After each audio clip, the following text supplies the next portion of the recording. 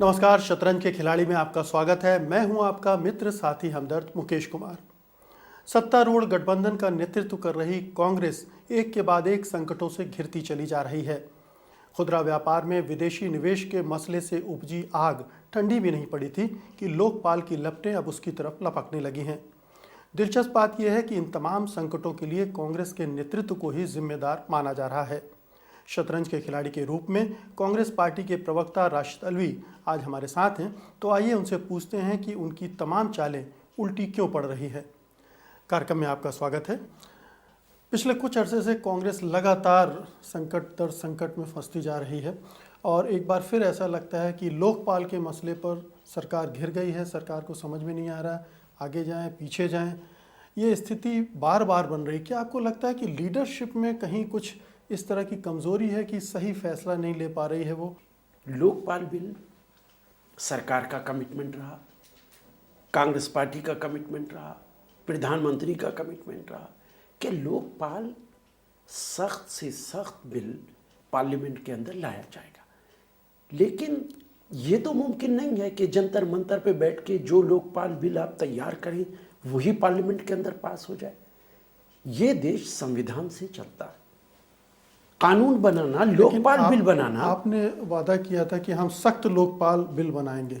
जिस तरह की स्टैंडिंग कमेटी की रिपोर्ट आई है उसके बाद लोगों के मन में संदेह उठा कि क्या कांग्रेस सचमुच में इस मामले में गंभीर है। देखिए, एक तो बहुत अजीब बात है कि वो लोग जो लोकपाल और जन लोकपाल की बात करते हैं वो ये भी कहते हैं सीबीआई इंडिपेंडेंट होनी चाहिए, लोकपाल इंडिपेंडेंट होना चाहिए, सरकार का कोई दबाव नहीं होना चाहिए उसके ऊपर, सीवीसी इंडिपेंडेंट होना चाहिए।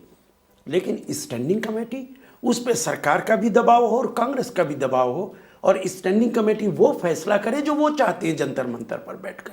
कितनी अजीब बात है। स्टैंडिंग कमेटी भी इंडिपेंडेंट बॉडी है, उसे इंडिपेंडेंट फैसला करने दीजिए, उसे अपना इंडिपेंडेंट फैसला पार्लियामेंट में आएगा। उन्हीं लोगों का कहना है कि स्टैंडिंग कमेटी इंडिपेंडेंटली फैसला नहीं कर पा रही है।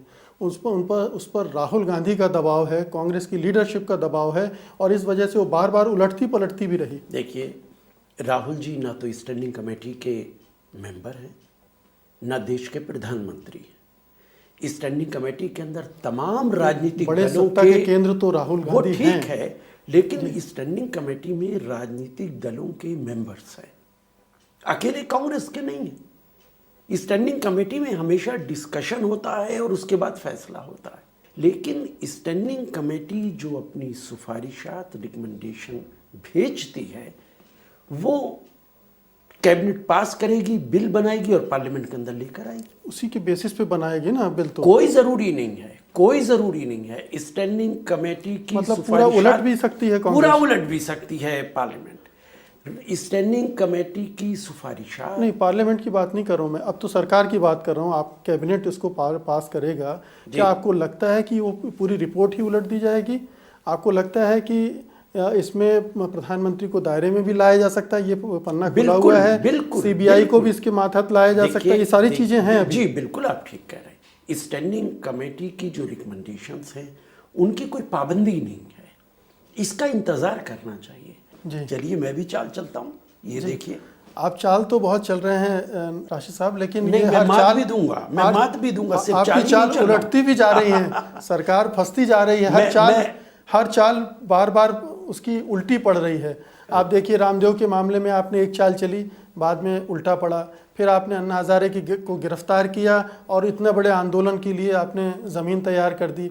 रिटेल कारोबार में आपने विदेशी निवेश को आमंत्रित करने का उसकी सीमा बढ़ाने का फैसला लिया, फिर वापस लिया। तो आपकी हर चाल उल्टी पड़ रही है। देखिए, मैं बताऊं, एफडीआई का मामला असल में जब राजनीतिक दल और अपोजिशन के लोग ये तय कर लेते हैं कि 2 और 2 5 ही साबित करना है तो परेशानी खड़ी हो जाती है। एफडीआई के मामले में भारतीय जनता पार्टी ने 2004 के मैनिफेस्टो के अंदर इसको सपोर्ट किया, इसे कहा कि हम इम्प्लीमेंट करेंगे। एफडीआई देश के हित में है, देश को आगे ले जाने के लिए ज़रूरी है, ये तमाम बीजेपी ने कहा। लेकिन जब हम लेकर आए, कहना है ना कि उस समय हमसे गलती हुई थी, हम भूल सुधार कर रहे हैं। देखिए, एक बात सुनिए ना जी, न्यूक्लियर डील जसवंत सिंह जी गए अमेरिका तय करने, आप नहीं कर पाए, हमने कर दी, आप हमारे खिलाफ खड़े हो गए। आप कर रहे थे तो ठीक कर रहे थे, हम कर रहे हैं तो गलत कर रहे हैं। ये कौन सी राजनीति है? ये किस तरीके की राजनीति? नहीं, लेकिन इसी आप राजनीति में तो करना आप पिट रहे हैं ना, वो तो नहीं। स्कोर कर रहे हैं, आप बार बार पिट रहे हैं। मुकेश जी, हम पिट भी नहीं रहे। देखिए, हमारा मकसद सरकार की छीछा लेदर हो रही है। राशिद साहब, सबको आपने साथ कदम लेकर बढ़ाया और ममता बनर्जी ने जोर लगाया, आप तुरंत पीछे हट गए। देखिए, ये क्या मैसेज देता है कि देखिए, सरकार कमजोर हमारा- है, उसका नेतृत्व ठीक ढंग से इन इश्यूज को हैंडल नहीं कर पा रहा है। देखिए, हमारा मकसद है कि सबको साथ लेकर चलें। एफडीआई आज भी हम मानते हैं देश के हित में है, किसान के हित में है। अगर सबको साथ लेके चलना कोई गलती है तो वो गलती हम लगातार कर रहे हैं। ममता जी का जहाँ तक ताल्लुक़ है, कॉलिशन सरकारों में कुछ परेशानियाँ आती। कांग्रेस पार्टी की अकेले सरकार नहीं है, दूसरे राजनीतिक दलों की मदद हमें हासिल है। और जब इस तरीके की सरकारें होती हैं तो इस तरीके की दुश्वारी यकीनन सबको आती है। इसलिए ये कोई बहुत ऐसी बात नहीं है कि जो अचंभे की निगाह से देखा जाए। राशिद जी, आपसे बातचीत का सिलसिला जारी रखेंगे, लेकिन वक्त हो चला है एक छोटे से ब्रेक का। ब्रेक के बाद हम फौरन वापस लौटेंगे, आप कहीं मत जाइएगा, क्योंकि आज हमारे साथ है कांग्रेस पार्टी के प्रवक्ता राशिद अल्वी, जिनसे हम बात कर रहे हैं सरकार पर आ रहे एक के बाद एक संकटों की। बने रहिए हमारे साथ।